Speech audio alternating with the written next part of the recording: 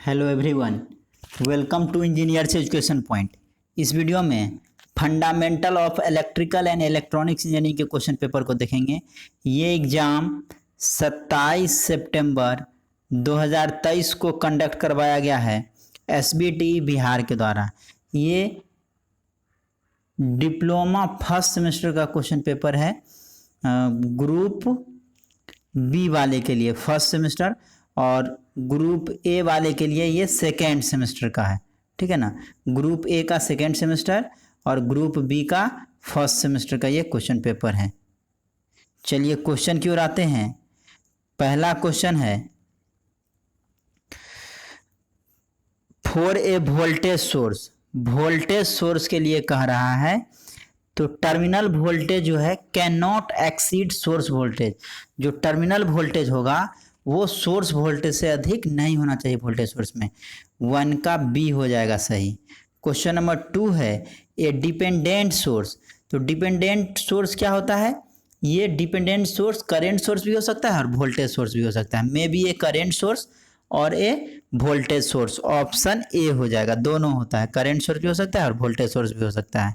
Question number 3 है, in an ideal op amp the voltage gain for the common mode signal is. Ideal op amp में voltage gain जो है common mode signal का क्या होता है? तो voltage gain common mode signal का 0 होता है। 3 का ए हो जाएगा। क्वेश्चन नंबर 4 है, एन आइडेंटिकल ओप एम्प या आइडियल ओप एम्प कहिए, द सपोज टू हैव। तो आइडियल ओप एम्प में क्या होता है? इनपुट इम्पीडेंस इनफाइनाइट होता है, आउटपुट इम्पीडेंस 0 होता है और बैंडविड्थ इनफाइनाइट होता है। ये सभी सही है, all of above. Option D हो जाएगा 4 का।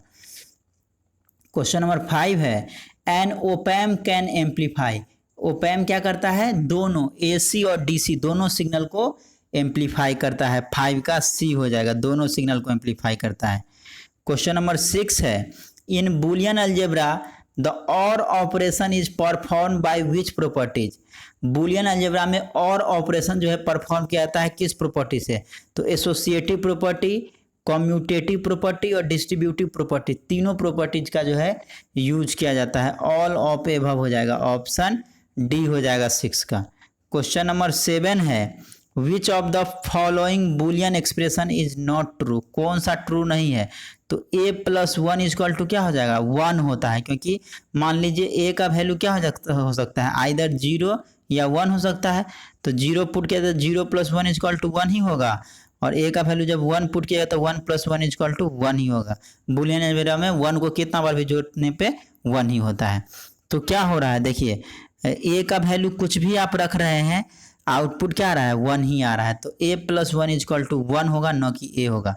ऑप्शन ए गलत है, बाकी जो है सही है सब। तो a + 1 इक्वल टू क्या हो जाएगा? 1 हो जाएगा। ये भी सही है, ये सही है, ये सही है, ये केवल ऑप्शन ए गलत है। क्वेश्चन नंबर 8 है, a NAND gate has. NAND gate में क्या होता है? Low input and high output. Option D हो जाएगा 8 का।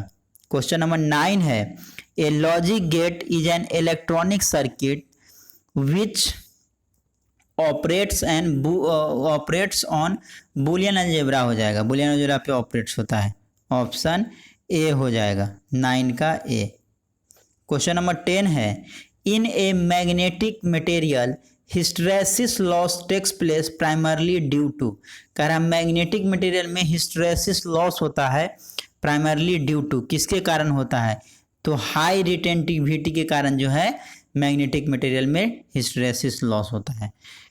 10 का क्या हो जाएगा? बी हो जाएगा। क्वेश्चन नंबर 11 की ओर चलते हैं। क्या कह रहा है? Conductivity is analogous to. Conductivity किसके एनालॉगी है? समतुल्य है परमिएबिलिटी में। परमिएबिलिटी के कंडक्टिविटी हो गया इलेक्ट्रिक सर्किट में और परमिएबिलिटी हो गया मैग्नेटिक सर्किट में। तो कंडक्टिविटी के समतुल्य कौन हो जाएगा? अनुरूप क्या हो जाएगा? परमिएबिलिटी। ऑप्शन सी हो जाएगा। 12 है, for a coil having a magnetic circuit of constant reluctance the flux is directly proportional to the current. Flux क्या होगा? डायरेक्टली प्रोपोर्शनल करंट को होगा। ऑप्शन ए हो जाएगा। 13 है, which law is use in finding the direction of current in an AC generator. AC generator में direction of current को find करने के लिए कौन सा लॉ यूज किया जाता है? लेंज लॉ का यूज किया जाता है। लेंज लॉ का यूज किया जाता है। 14 है which part of the magnetic path require largest MMF. कह रहा है कौन सा पाथ जो है, पार्ट जो है मैग्नेटिक पाथ का, जिसमें लार्जेस्ट एमएमएफ चाहिए, लार्जेस्ट मैग्नेटोमोटिव फोर्स चाहिए। तो एयर गैप में ऑप्शन बी हो जाएगा 14 का, एयर गैप। 15 है in a series RLC circuit the maximum voltage across the capacitor occurs at a frequency below the resonant frequency. RLC circuit में कह रहा है मैक्सिमम वोल्टेज जो है कैपेसिटर के अक्रॉस कब होता है? जब फ्रीक्वेंसी जो है रिजोनेंट फ्रीक्वेंसी से स्लाइटली बिलो होगा, कम होगा। ऑप्शन डी हो जाएगा। 16 है the ratio of active power to apparent power is known as.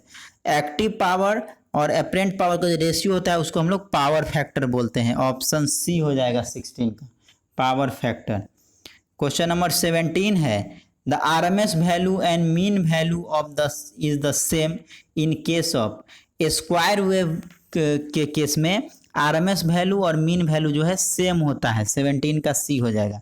18 है the purpose of the transformer core is to provide. Transformer core का जो है क्या पर्पस है, क्या उद्देश्य है? तो लो रिलक्टेंस पाथ प्रोवाइड करना है। ऑप्शन ए हो जाएगा। 19 है an ideal transformer will have maximum efficiency at a load such that. कह रहा है एक आइडियल ट्रांसफार्मर में मैक्सिमम इफिशियंसी कब होता है? तो कॉपर लॉस और आयरन लॉस दोनों सेम होता है, तब सी हो जाएगा। क्वेश्चन नंबर 20 है the speed of a DC shunt motor is required to be more than full load speed. This is possibly in. ये किस में पॉसिबल है? तो this is possibly by reducing the field current. Field current को reduce करके ये possible है। The speed of DC shunt motor is required to be more, speed ज़्यादा होगा, ठीक है ना, फुल लोड स्पीड पे। कब? जब फील्ड करंट को कम किया जाएगा तब। ऑप्शन ए हो जाएगा 20 का। ग्रुप बी का देखिए क्वेश्चन नंबर 2 में पूछा है define passive component, what are the characteristics of passive component. तो पैसिव कंपोनेंट क्या होता है? पैसिव कंपोनेंट ऐसा इलेक्ट्रॉनिक्स कंपोनेंट होता है जिसमें क्या होता है, which are not capable of amplifying और processing electrical signal. Electrical signal को एम्पलीफाई करने में या प्रोसेसिंग करने में कैपेबल नहीं होता है। तो ऐसे इलेक्ट्रॉनिक्स कंपोनेंट को हम लोग पैसिव कंपोनेंट बोलते हैं। और पैसिव कंपोनेंट का एग्जांपल क्या हो जाएगा?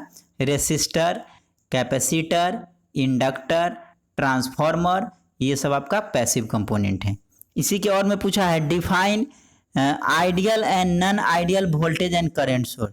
आइडियल और नॉन आइडियल वोल्टेज और करंट सोर्स को डिफाइन करना है। What are the characteristics of ideal source.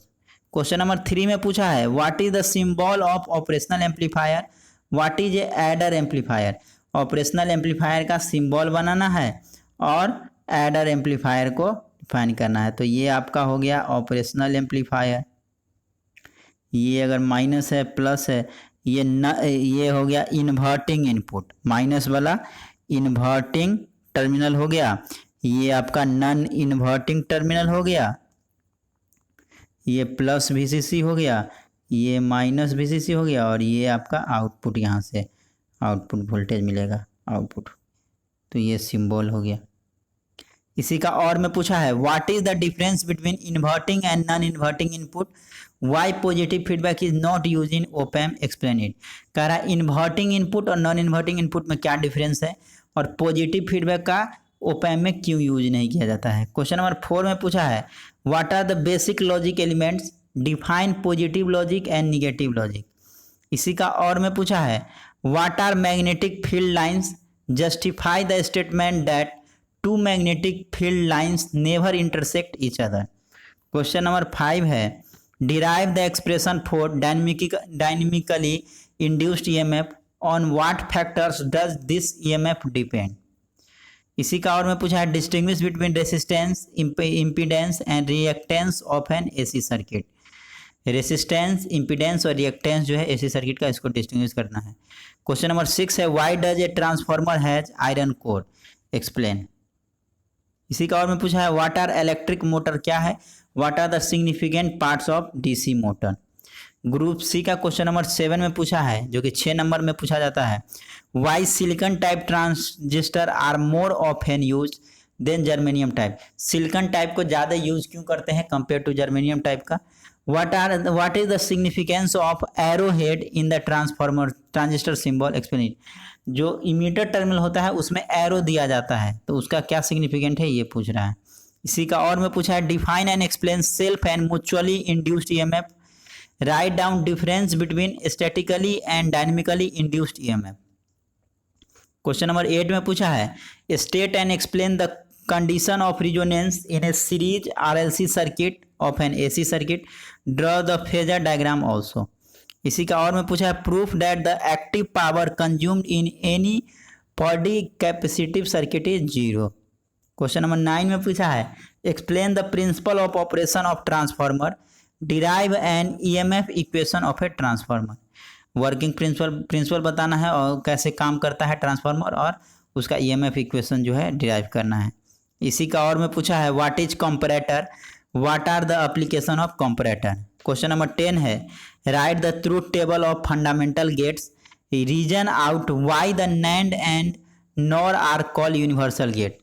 कह रहा है फंडामेंटल गेट्स का ट्रूथ टेबल बताना है, और नैंड गेट और नॉर गेट को यूनिवर्सल गेट क्यों बोला जाता है, क्योंकि नैंड और नॉर गेट की मदद से कोई भी गेट आप बना सकते हैं, या आप डिजिटल सर्किट को जो है कोई भी बुलियन इक्वेशन है उसको आप एक्सप्रेस कर सकते हैं। इसी का और है explain the following term for AC wave, RMS value इसको आपको एक्सप्लेन करना है, फेज एंगल, फॉर्म फैक्टर इसको एक्सप्लेन करना है। क्वेश्चन नंबर 11 में पूछा है why is commutator needed in a DC motor, explain why the EMF generated in the armature of a DC motor is called the back EMF. इसी का और में पूछा है why transformer are rated in KVA instead of kilowatt, explain auto transformer with suitable diagram. तो ये देख सकते हैं क्वेश्चन पेपर है fundamental of electrical and electronics engineering, जो एग्ज़ाम 27 सितंबर 2023 को कंडक्ट करवाया गया है state board of technical education Bihar के द्वारा। ये फर्स्ट सेमेस्टर ग्रुप बी वाले को पढ़ना है और सेकेंड सेमेस्टर ग्रुप ए वाले को पढ़ना है। तो इस वीडियो में इतना ही। Thank you for watching this video. Thank you so much.